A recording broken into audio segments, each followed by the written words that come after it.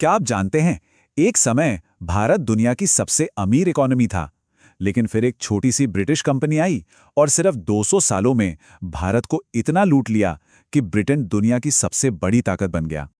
भारत का सोना, कपड़ा, खेती, टैक्स, सबका पैसा धीरे धीरे लंदन पहुंच रहा था और उसी पैसे से ब्रिटेन ने अपनी फैक्ट्रियां, रेलवेज और इंडस्ट्रियल रेवोल्यूशन खड़ा किया। लेकिन सवाल ये है, आखिर ब्रिटेन ने इंडिया को लूटा कैसे और भारत इतना गरीब क्यों बन गया? आज की ये कहानी आपको हिला देगी। तो आज के इस एक्सप्लेनर में हम इस पूरी कहानी को कुछ अहम हिस्सों में डिकोड करेंगे। सबसे पहले हम देखेंगे भारत की वो अमीर अर्थव्यवस्था जो अंग्रेजों के आने से पहले थी। फिर बात करेंगे 1757 के उस टर्निंग पॉइंट की जिसने सब कुछ बदल दिया। इसके बाद हम समझेंगे कि भारतीय उद्योगों को कैसे खत्म किया गया, संपत्ति की लूट का असली तंत्र क्या था, कैसे हमारे पैसे से उनकी औद्योगिक क्रांति हुई और आखिर में इसका भारत पर क्या खौफनाक परिणाम हुआ। चलिए शुरू करते हैं। हमारा पहला पॉइंट है एक अमीर अर्थव्यवस्था। हम उस दौर की बात कर रहे हैं जब कॉलोनियलिज्म यानी उपनिवेशवाद की शुरुआत भी नहीं हुई थी। अब जरा इस डेटा को ध्यान से देखिए। साल 1700 के आसपास ग्लोबल जीडीपी यानी पूरी दुनिया की अर्थव्यवस्था में भारत की हिस्सेदारी लगभग 23 से 25% के बीच हुआ करती थी। इसे ऐसे इमेजिन कीजिए कि अगर उस वक्त पूरी दुनिया की कुल संपत्ति 100 रुपए थी तो उसमें से 25 रुपए अकेले भारत के पास थे। Literally 1/4 of the global wealth. उस समय पूरा यूरोप अगर एक साथ मिल भी जाता तो भी वो भारत की आर्थिक ताकत की बराबरी नहीं कर सकता था। ये कोई छोटी मोटी बात नहीं है। हम उस दौर की बात कर रहे हैं जब भारत पूरी दुनिया के व्यापार का निर्विवाद केंद्र था। अब आप सोच रहे होंगे कि आखिर हमारे पास इतना पैसा आ कहां से रहा था। इसके 4 बहुत ही मजबूत पिलर्स थे। पहला था हमारा टेक्सटाइल इंडस्ट्री यानी कपड़ा उद्योग, जो दुनिया में सबसे एडवांस था। ढाका की मलमल इतनी मशहूर और महीन होती थी कि कहते हैं कपड़े का पूरा थान एक छोटी सी अंगूठी के आर पार निकल जाता था। दूसरा था मसालों का व्यापार, जो बहुत ही ज्यादा लुक्रेटिव था। तीसरा था हमारा स्टील और हैंडीक्राफ्ट्स, जिसकी डिमांड हर जगह थी। और चौथा था हमारा विशाल और उपजाऊ कृषि आधार। यूरोप के राजा महाराजा हमारे इन कपड़ों और मसालों के इतने दीवाने थे कि वो इन्हें खरीदने के लिए अपना सोना चांदी पानी की तरह बहाने को हमेशा तैयार रहते थे। लेकिन फिर आता है हमारा दूसरा अहम हिस्सा, साल 1757, एक ऐसा टर्निंग पॉइंट जहां व्यापार अचानक से टैक्स वसूली में बदल गया। इस टाइमलाइन को देखिए। साल 1600 में ईस्ट इंडिया कंपनी भारत आती है। शुरू में उनका इरादा सिर्फ व्यापार करने का था। वो भारत से सामान खरीदते और उसे वापस यूरोप ले जाकर बेचते। लेकिन उनका असली टारगेट हमेशा से भारत की अथाह दौलत पर कब्जा करना था। जैसे जैसे उन्हें यहाँ के राजाओं के बीच आपसी फूट और राजनीतिक अस्थिरता दिखी, उन्होंने इसका फायदा उठाना शुरू किया। और फिर साल आया 1757, बैटल ऑफ प्लासी। ये वो निर्णायक युद्ध था जिसने इतिहास को हमेशा के लिए पलट दिया। इस युद्ध के बाद ईस्ट इंडिया कंपनी को बंगाल पर सीधा कंट्रोल मिल गया। और आपको बता दूं, बंगाल उस समय भारत का सबसे अमीर और सबसे उपजाऊ राज्य था। बस यहीं से उस औपनिवेशिक शासन की नींव पड़ी जो 1947 तक हमारे सीने पर मूंग दलता रहा। अब प्लासी के युद्ध के बाद जो बदलाव आया उसे समझना बहुत जरूरी है। 1757 से पहले क्या होता था? ब्रिटिश व्यापारी भारत आते थे, अपना सोना चांदी लेकर आते थे और उससे हमारा सामान खरीदते थे, यानी व्यापार फेयर था। लेकिन 1757 के बाद गेम पूरी तरह बदल गया। ईस्ट इंडिया कंपनी अब बंगाल की टैक्स कलेक्टर बन रही। अब उन्होंने क्या किया? वो भारत के ही किसानों और व्यापारियों से भारी टैक्स वसूलते और उसी टैक्स के पैसे से भारत का ही सामान खरीदते और उसे ऊंचे दामों पर यूरोप में बेचते। जरा सोचिए इस बात को। भारत का ही पैसा भारत से ही लूटा जा रहा था और बदले में हमें कुछ नहीं मिल रहा था। ये एक तरफा लूट की शुरुआत थी। अब चलते हैं तीसरे हिस्से पर। कैसे उन्होंने योजना बनाकर भारतीय उद्योगों का पूरी तरह से पतन किया, अपनी प्रतियोगिता को हमेशा के लिए रास्ते से हटा दिया। देखिए, ब्रिटेन के सामने एक बहुत बड़ी समस्या थी। भारत का कपड़ा इतना बेहतरीन था कि वो ब्रिटिश बाजारों में पूरी तरह छाया हुआ था। इस कंपटीशन को खत्म करने के लिए उन्होंने एक बहुत ही क्रूर और कैलकुलेटेड तरीका अपनाया। उन्होंने भारतीय कपड़ों पर ब्रिटेन में भारी इंपोर्ट टैक्स लगा दिया। इसका नतीजा क्या हुआ?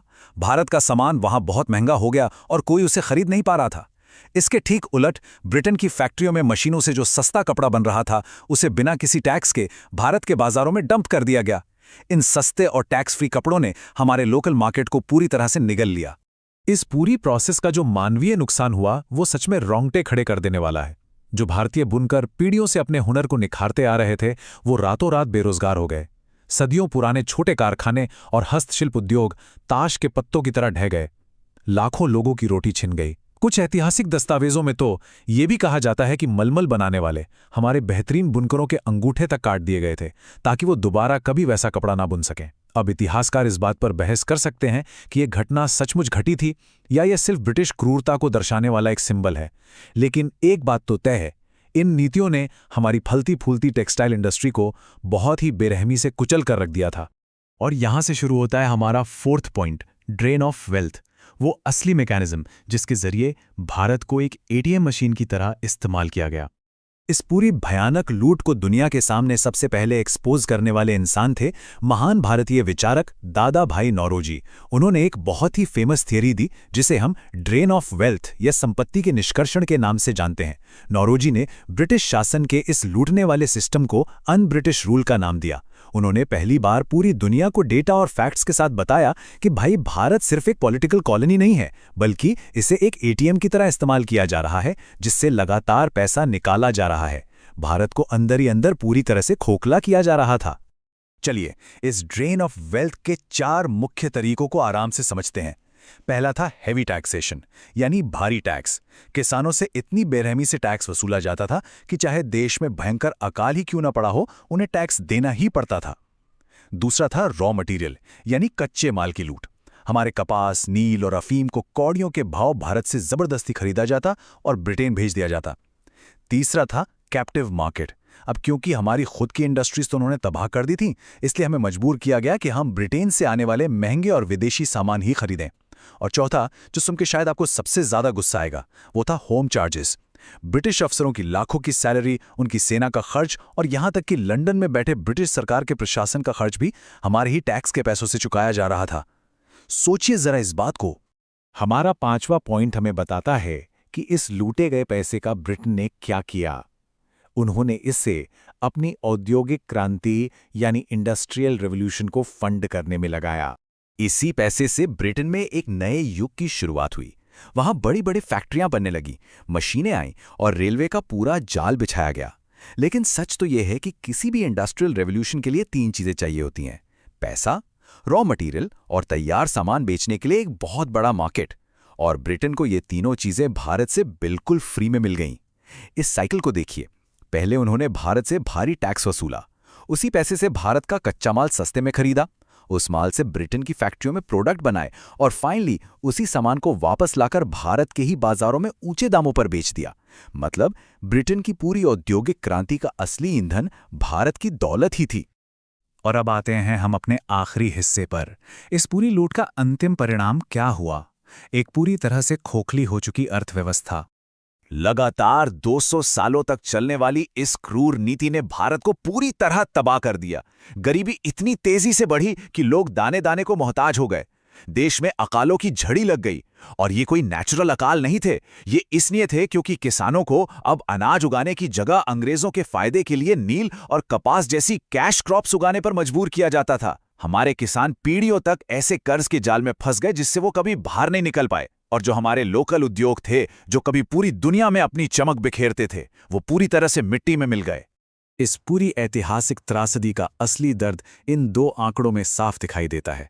साल 1700 में वो भारत जो ग्लोबल इकोनॉमी का 25% हिस्सा था, दुनिया के व्यापार का बेताज बादशाह था। 1947 तक आते आते जब अंग्रेजों ने भारत छोड़ा तो वो हिस्सेदारी गिरकर सिर्फ 3% रह गई थी। सोचिए, जो देश एक वक्त पर दुनिया का सबसे बड़ा इकोनॉमिक जायंट था, वो 2 सदियों के सिस्टमैटिक कॉलोनियल एक्सप्लॉयटेशन के बाद पूरी तरह से खोखला हो चुका था।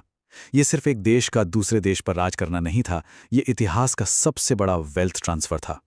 ब्रिटेन सिर्फ अपने साइंटिस्ट्स या अपनी मेहनत से ताकतवर नहीं बना था, उसने भारत जैसी अपनी विशाल कॉलोनियों को एक एटीएम की तरह इस्तेमाल किया और खुद को एक सुपर पावर बनाया। ये इतिहास हमें सिर्फ डेट्स याद रखना नहीं सिखाता, ये हमें समझाता है कि दुनिया में आर्थिक ताकत कैसे बनाई जाती है और कैसे किसी देश से उसकी पूरी ताकत छीन ली जाती है। तो जाते जाते आपके लिए एक सवाल है, क्या आपको लगता है कि आज के इस मॉडर्न वर्ल्ड में भी पावरफुल देश विकासशील देशों का इसी तरह से फायदा उठा रहे हैं? बस उनके तरीके थोड़े बदल गए हैं। चैनल को सब्सक्राइब करें, वीडियो को लाइक करें और अपना ओपिनियन कमेंट में जरूर बताएं।